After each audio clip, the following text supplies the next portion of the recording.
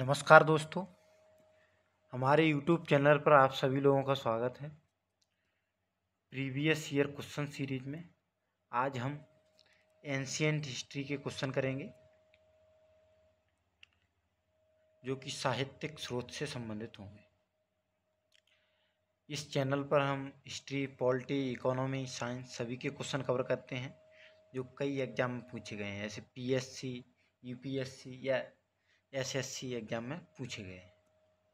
और इनके हम सॉल्यूशन भी देखते हैं, जिससे यदि आने वाले समय में क्वेश्चन पूछा जाता है तो आप लोग आसानी से सॉल्व कर सकेंगे।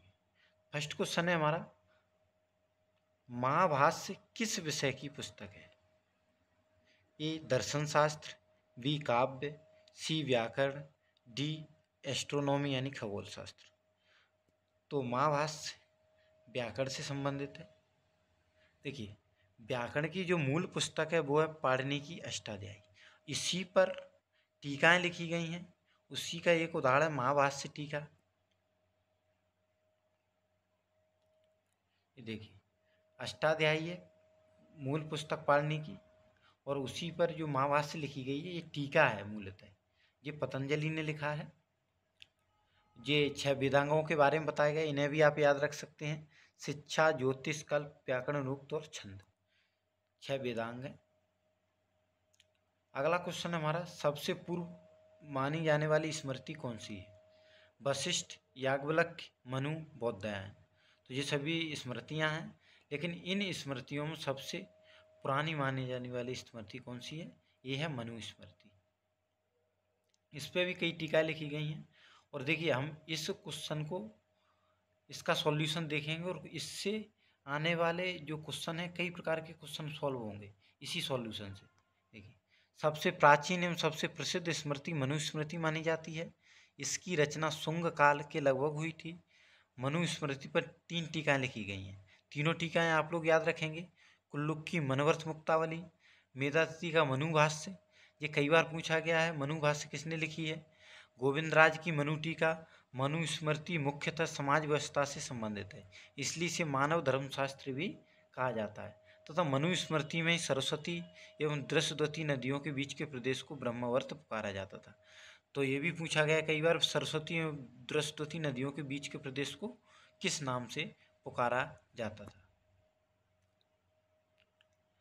देखिए, अगला क्वेश्चन है, निम्नलिखित में से मनुस्मृति का टीकाकार कौन है? अभी देखा हमने। ए असहाय, बी विश्वरूप, सी भट्टस्वामी या डी मेधातिथि। तो कौन है? मेधातिथि। ये UPPSC में पूछा गया है। ये सभी किसी न किसी प्रीवियस ईयर एग्जाम में पूछे गए क्वेश्चन है। अगला क्वेश्चन है हमारा, मनुस्मृति में सरस्वती और दृश्यवती नदियों के बीच के प्रदेश को पुकारा जाता था। अभी देखा हमने, किस नाम से पुकारा जाता था? क्या आर्यवत के नाम से पुकारा जाता था? नहीं। सप्तसेंधा, बी, ये भी नहीं होगा। सी ब्रह्मवर्त, ए है। इस प्रदेश को किस नाम से पुकारते हैं? ब्रह्मवर्त के नाम से। ये भी UPPSC में पूछा गया।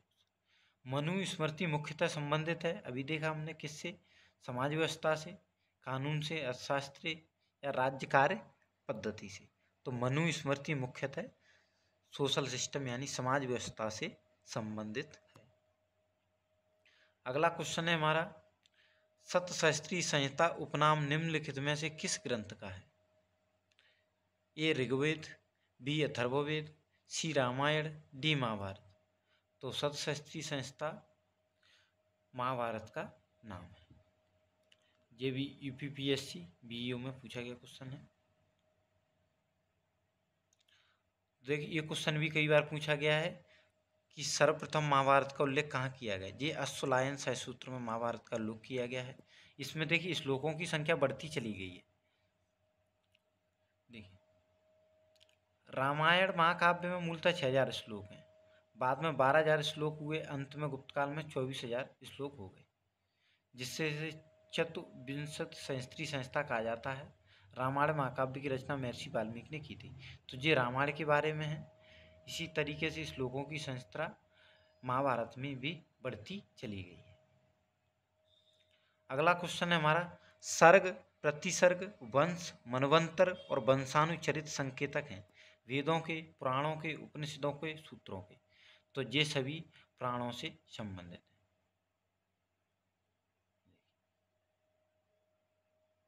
प्राणों की कुल संख्या है कितनी है, सभी लोगों को पता है। प्राणों की कुल संख्या 18 है। ये भी यूपीएससी में पूछा गया क्वेश्चन।